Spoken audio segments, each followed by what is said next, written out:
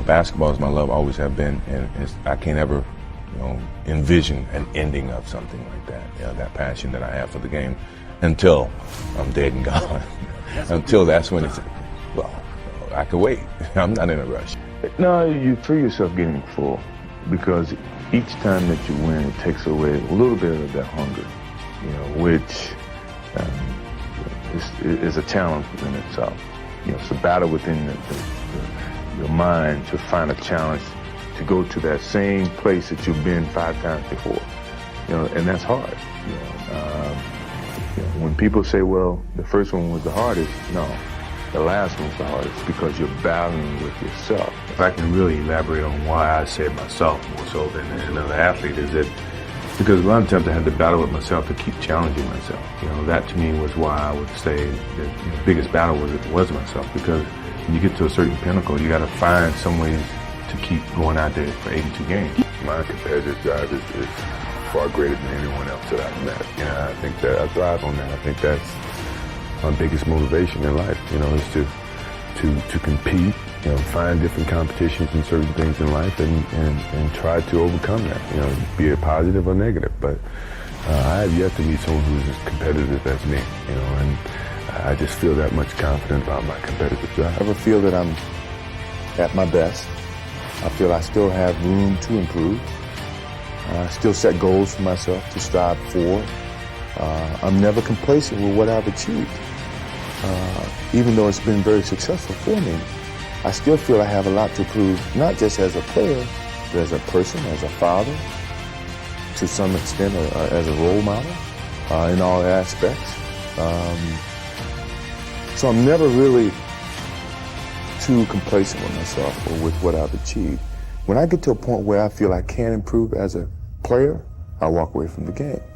I still feel that I have a plateau that I hadn't reached yet in terms of my skills or my expectations of myself. I'm always going to expect myself to do certain things or surpass certain things. As long as I believe that, then my road to success is going to continue to expand. Well, I just they made me work on the offense as well as on the defensive end, and it's always great to go against some challenges like that and just see how you stack up against some of the best two guards in the league. And I think when our team winning has really put some pressure on them, because they hadn't really had the help that I've had on the offensive end as well as the defensive end. So I'm happy with the way I played against both of those guys. I mean, that's just one game, and I'm pretty sure they was as excited as I was to compete against them.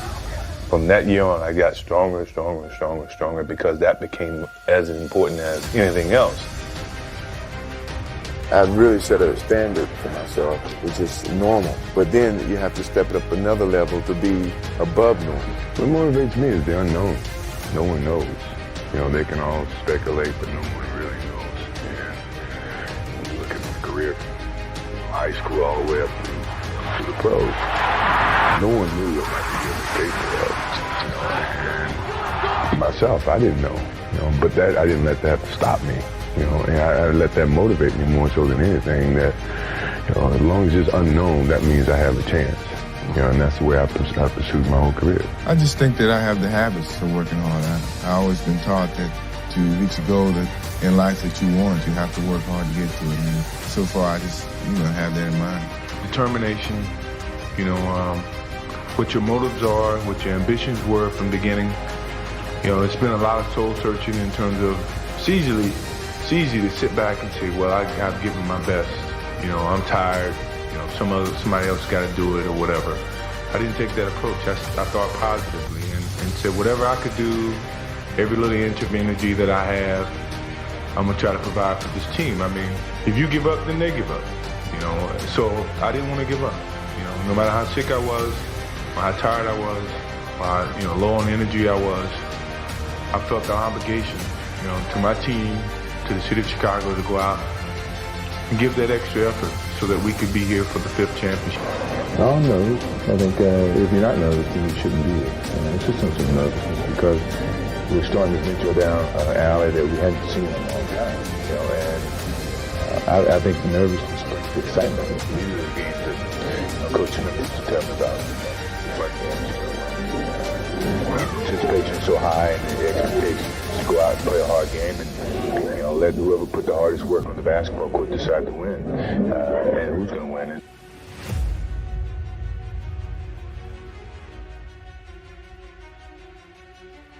How's the transition been from college to the Olympic experience and now to the NBA? Well, I think it's been pretty easy. I think the Olympic was kind of pre-professional level. It was fast-paced, it was physical, and that's just the type of NBA game is. And, coming on this level is a brand new start for me, and I have to start from the bottom and work my way up. So, I think the hard work is ahead of me, and I'm willing to take on that challenge and go out and play the best I can. I will not quit this game because of what the media have done to me or what other people have done to me. I will quit this game because my skills are diminished. I can't find the challenges to keep pushing myself.